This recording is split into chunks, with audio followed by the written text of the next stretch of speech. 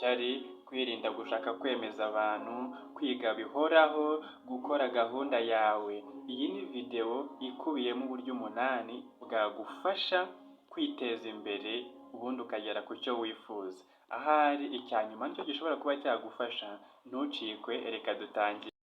Ndagusuhuje kandi ndagushimiye kuri we wongeye gufungura ino videwo, kuri wowe ukurikiye Sabakunzi Official. Nkaba rero ino videwo ntoya igiye kukugezaho uburyo bugera ku 8 bwagufasha mu kwiteza imbere. Nubikurikiza neza uziteza imbere vuba ku giti cyawe. Uburyo bwa mbere tudatinze ni ugukora gahunda y'ibikorwa byawe. Gukora gahunda y'ibikorwa byawe ni ukuba umunsi uko urangiye utegura umunsi ukurikiyeho gahunda zawe z'umunsi, atari ukuba ujagaraye utazi icyo uri bubyuke ukora, ikiri bukurikireho. Tangira utegure gahunda y'umunsi wawe y'ibikorwa byawe by'umunsi. Uburyo bwa kabiri ni ukumenya kuvuga oya. Iki ni ikintu kijya gisa nkaho kigora abantu benshi kuvuga oya.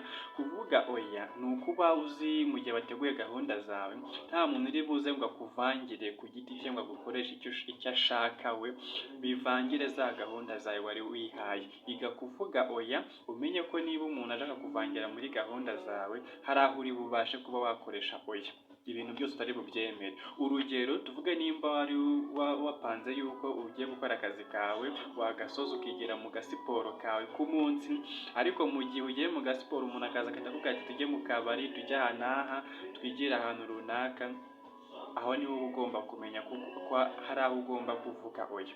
Uburyo bwa gatatu ni ugucunga neza amafaranga. Gucunga neza amafaranga ni ukumenya ko igiceri cyose winjije utagitoshye.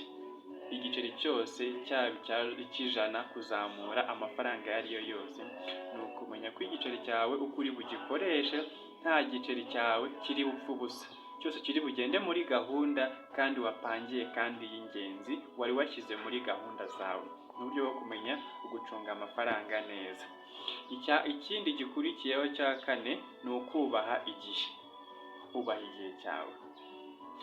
Niyo mpamvu bavuga ngo igihe ni amafaranga, igihe kirahenda, igihe kiragenda kandi ntikigaruka. Icyo ugambirira kuvuga ngo uzagikora ejo, gikora uyu munsi. Wivuga ngo reka nzagikora ejo, ngo haracyari igihe, ngo ndaza kugikora mu cyumweru gitaha. Oya, ubaha igihe. Igihe ni iki? Niba hari icyo utekereje gukora, hita ugikora. Uburyo bwa gatanu ni ukwita ku buzima bwawe. Ite ku buzima bwawe. Byose utekereza, byose ugambirira gukora, ibyo utekereza gukorera amafaranga, byose ni uko uri muzima, ni uko ufite ubuzima. Rero nabwo ugomba kwita ku buzima bwawe bukaba bumeze neza. Ari siporo, ari ukurya neza cyangwa ukurya ibiryo bifite intungamubiri. Kurya neza ni ukurya ibiryo bifite intungamubiri kandi ukanyurwa n'ibyo ugiye kurya binyura umubiri wawe. Ni ukwiyitaho muri rusange wowe ku giti cyawe kugira ngo ukomeze ugire ubuzima bwiza. Ugomba kwipangira no muri gahunda zawe z'umunsi. Ubundi buryo bwa gatandatu ni ukwiga bihoraho. Utavuga ngo biriya ndabizi, iki n'iki ndakizi. Oya, iga bihoraho. Umunyabwenge cyangwa se umuntu ufite icyo ashaka kumenya yiga bihoraho. Buri wese afite icyo yakurusha, buri wese afite icyo yakwigisha, buri wese hari icyo wabasha kuba wamwigiraho.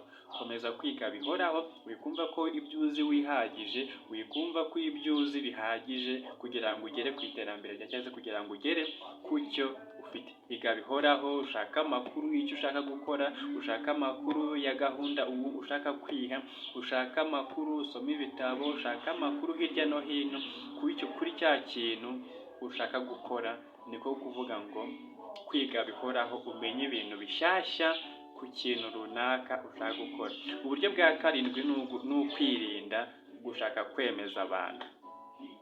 Baho wowe ubwawe, ube wowe, nta wundi uri we, uri wowe ku giti cyawe. Ba wowe. Utazashaka kurya nk'uko undi yariye kandi ari kurya inyungu yapangiye kandi wowe ugiye kurya igishoro. Ba wowe, wishaka kwemeza abantu, wishaka kuba nk'uko undi abayeho, wishaka kubaho ubuzima bundi ubona ahandi, baho ubuzima buri reality, ubuzima bwa buri munsi bwawe ku giti cyawe. Uburyo bwa nyuma bwa munani ni uburyo bwo kwirinda ishyari.